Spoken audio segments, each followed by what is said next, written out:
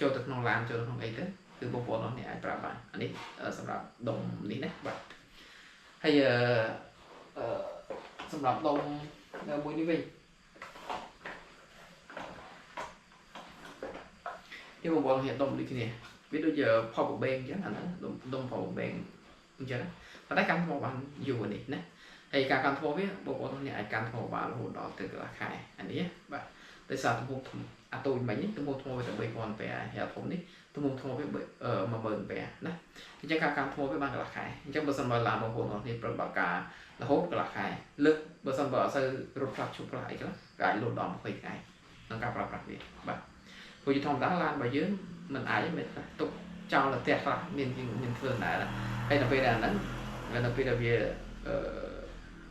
អត់ដំណើរការចាប់ពី4ម៉ោង5ម៉ោងឡើងទៅវាអាចសំចៃថ្មវាមានកម្មវិធីវាអូតូមកអញ្ចឹងណាបាទអញ្ចឹងគឺងាយស្រួលសម្រាប់បងប្អូនអរយកទៅប្រើប្រាស់ហើយវាត្រឹកសលេងត្រឹកអីបានដូចគ្នាដូចអនុអញ្ចឹងត្រឹកសលេងបានដូចគ្នាណាជ្រុងមួយនៃប្រទេសរបស់យើងខ្លាយបងប្អូនអរឆ្លងដែនចូលទៅថៃចូលទៅវៀតណាមនេះចូលទៅឡាវហ្នឹងវាត្រឹកបានហើយវាត្រឹកបានដល់ស្រុកខ្មែរយើងណាបាទហើយចំពោះដុំមួយនេះវាធំបន្តិចហ្នឹងបាទបងប្អូនអរគ្នាខ្ញុំមានម៉ួយច្រើនគាត់ពេលខ្លះគាត់យកទៅដាក់សัตว์គាត់វាទូចមិនអញ្ចឹងគាត់យកទៅដាក់សัตว์អាចសัตว์គោសัตว์8ឬសัตว์ចិញ្ចឹមគាត់អីចឹងណាហើយខ្លះណាគាត់អាចយកទៅដាក់លមកកង់3គាត់អីគាត់លាក់ត្រែកអីចឹងណាបាទយកទៅលាក់ទៅនេះកាន់ថ្មបានមួយខែទំហំថ្មវាបានរហូតដល់10000 ពេនេះបាទអញ្ចឹងវាកាន់ថ្មបានយូរហើយទំហំថ្មវាធំហើយវាប្រើប្រាស់បានលឿនហើយចំណង 4G ទាំងអស់ខ្ញុំលក់នេះចំណង 4G ទាំងអស់អញ្ចឹងបងប្រសពដែលខ្ញុំលក់ GPS ហ្នឹងគឺខ្ញុំលក់វាចូល6 7ឆ្នាំហើយដែលខ្ញុំលក់មកណាហើយបងប្អូនអរអាចស្វែងរកតាម channel YouTube ខ្ញុំក៏បានស្វែងរកតាម Facebook profile ខ្ញុំក៏បានកាលពីមុនខ្ញុំក៏និយាយថាធ្វើការម្នាក់ដែរខ្ញុំធ្វើការផងខ្ញុំរកស៊ីផងអញ្ចឹងណាបាទហើយខ្ញុំរកស៊ីតា GPS ហ្នឹងទេដោយសារខ្ញុំធ្លាប់លក់អាហ្នឹងអញ្ចឹងណាបាទហើយការលក់របស់ខ្ញុំវាជាលក់ជាអាជីពហ្មងខ្ញុំមានអាជីព2កាលពីមុនគឺខ្ញុំមានន័យថាខ្ញុំធ្វើការផងខ្ញុំអាជីពក្រៅមករបស់ខ្ញុំគឺខ្ញុំលក់ GPS ហ្នឹងបាទតែបច្ចុប្បន្ននេះអត់ទេគឺ full time តែម្ដងគឺយើងលក់សម្រាប់ full time តែម្ដងហើយយើងអាចបងប្អូនគ្នាអាចមិនថាបងប្អូននៅបណ្ដាខេត្តណាទេគឺយើងមាន connection យើងមានន័យថាមានដៃគូសហការយើងតែអាចតបងប្អូនគ្នាបានណាអូខេហើយប្រភេទនេះខ្ញុំតែបង្ហាញបងប្អូនគ្នាក្នុងការតណា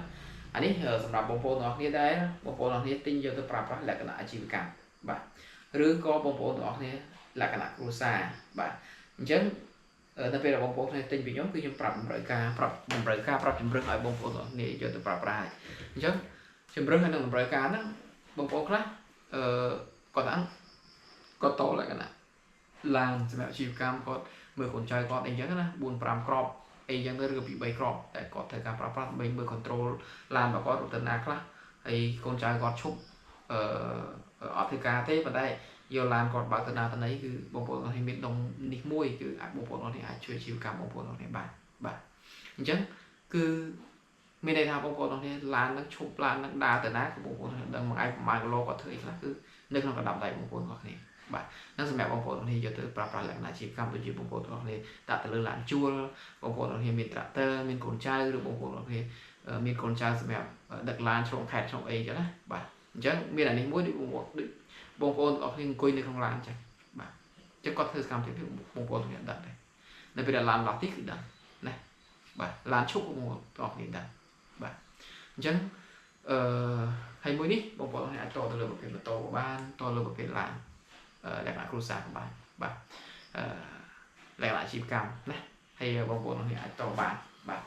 ហើយទំហំវ៉លរបស់វាគឺយើងអាចចាប់ពី9វ៉លឡើងទៅបងប្អូនគ្នាអាចតបាន9វ៉លជាធម្មតាម៉ូតូយើងក៏ពី10វ៉លហើយអញ្ចឹងបងប្អូនអាចតបានណាហើយវាមាន sensor វាមួយទៀត sensor វាខ្ញុំប្រាប់ដល់អ្នកនេះ sensor យើងមាន sensor នេះហើយយើងមាន sensor សលេងមួយទៀតអមទៅបងប្អូនគ្នានៅពេលដែលបងប្អូនគ្នាចង់ track ទៅលើទី track ទៅលើសលេងណាចង់ដឹងថាកូនចៅយើងនិយាយអីខ្លះនៅក្នុងឡានគាត់និយាយដើមមេអីខ្លះនៅក្នុងឡាន បងប្អូនអរគ្នាមានអានេះមួយបងប្អូនអរគ្នាអាចតែមើលដឹងសលេងតែគាត់និយាយដើមបងប្អូននេះឬក៏យ៉ាងម៉េចវាជួយសម្រាប់ទៅអាជីវកម្មបងប្អូនណាឬក៏បងប្អូនអរគ្នាដែលមានបំណងចង់តឡាន GPS ឬក៏បងប្អូនឲ្យចង់ដាក់ទៅលើហាងប្រចាំឬក៏ឡានជួលឡានអីបងប្អូនអាចតាក់ទងយើងបានណាយើងបរៀនបងប្អូនអរគ្នាក្នុងការតឡានដុំហ្នឹងសម្រាប់ control ខ្លួនឯងតែម្ដងណាខ្ញុំអាចបរៀនបងប្អូនអរគ្នាអាចបរៀនបានក្នុងការ control ទៅលើ device ហ្នឹងហើយបងប្អូនអាចគ្រប់គ្រងខ្លួនឯងបានហើយពាក់ព័ន្ធតម្លៃយើងអាចចរចានេះចាក់ស្ដែងបងប្អូនអរគ្នាចង់បានកញ្ចប់ណាមួយគឺយើងមានណាបងប្អូនអរគ្នាចង់យកពីខ្ញុំទៅចង់ឲ្យយើង maintenance ឲ្យក៏បានឬក៏បងប្អូនអរគ្នាចង់ទិញកញ្ចប់ដែលប្រើប្រាស់សម្រាប់ខ្លួនឯងតែម្ដង control ខ្លួនឯងតែម្ដងក៏បានដែរយើងអាចបង្រៀនបងប្អូនអរគ្នាបានសម្រាប់បងប្អូនអរគ្នាទៅការដែលអាជីវកម្មអូខេហើយបងប្អូនអរគ្នាដែលប្រើលក្ខណៈគ្រួសារក៏បានដែរព្រោះយើងមានដែរណាដូចខ្ញុំនិយាយខាងដើមអញ្ចឹងហើយអានេះនៅស្រុកគេគឺមាន sensor មួយទៀតគឺមាន sensor មួយនេះ sensor ហ្នឹងគេហៅ sensor គ្រោះថ្នាក់ចរាចរណ៍អញ្ចឹងនៅពេលដែលបងប្អូនរបស់គ្នាតទៅគឺមាន sensor នេះមួយទៀត sensor នេះគេភ្ជាប់ទៅលើលេខគ្រួសាររបស់គាត់ឧទាហរណ៍ថាក្នុងករណីគាត់បើកឡានលក្ខណៈបើកឡានគ្រោះថ្នាក់ចរាចរណ៍អញ្ចឹងគេនឹងភ្ជាប់ sensor ហ្នឹងមានន័យថាប្រសិនបើឡានហ្នឹងគ្រោះថ្នាក់ចរាចរណ៍បុកប៉ះគឺ sensor ហ្នឹងវានឹង call ទៅលេខសាច់ញាតិរបស់យើងពីខ្សែ call ទៅអូតូតែម្ដងយើងស្លប់មិនដឹងណាថាយើងប៉ាំងទៅ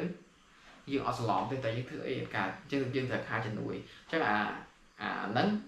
នៅពេលដែលមានបញ្ហាបុកប៉ះគឺវានឹង call ទៅសាច់ញាតិរបស់យើងឲ្យដឹង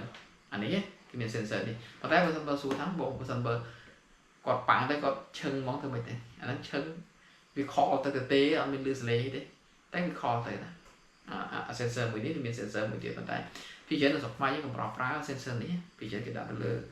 សម្រាប់ device នៅបរទេសគេច្រើនប្រើ sensor ហ្នឹងប៉ុន្តែនៅស្រុកខ្មែរយើងគេអត់ដែរប្រើ sensor ហ្នឹងទេគេប្រើតែ sensor សលេងនេះហើយនិង sensor track ទីតាំងអីចឹងទៅបាទហើយគេអមនឹងដុំអាឡាននេះមួយទៀតដុំអាឡាននេះគេអមទៅលើបងប្អូនទាំងអស់គ្នាដែលប្រើវិជាពលរដ្ឋឡានវិជាពលរដ្ឋម៉ូតូអីចឹងណាប៉ុន្តែបើសិនបងប្អូនទាំងគ្នាប្រើទៅលើម៉ូតូវាច្រើនប៉ះពាល់បន្តិចព្រោះអាគុយវល់ម៉ូតូវានេះវល់អាគុយវាទៀបអញ្ចឹងទៅពេលដែលយើងអមអាឡានមួយទៀតវាធ្វើឲ្យខ្សោយអាគុយម៉ូតូអញ្ចឹងវាប៉ះពាល់អាគុយម៉ូតូបងប្អូនទាំងគ្នាប៉ុន្តែបើសិនបងប្អូនទាំងគ្នាប្រើលក្ខណៈធម្មតាការចាប់ទីតាំងទេអត់ប្រើលក្ខណៈវិជាពលរដ្ឋវាចង្អាយទេហ្នឹងអូខេយើងអាចតបានដោយអត់មានបញ្ហាទេបាទ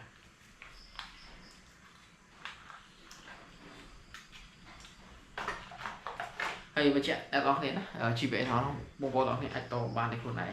មិនថាបងប្អូនទាំងគ្នានៅបណ្ដាខេត្តណាទេគឺបងប្អូនទាំងគ្នាអាចតបានដោយខ្លួនឯងបាទអញ្ចឹងបើសិនបើបងប្អូនទាំងគ្នា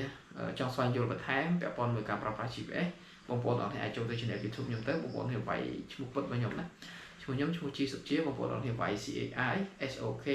CAEA មកបាទបងប្អូនទាំងគ្នា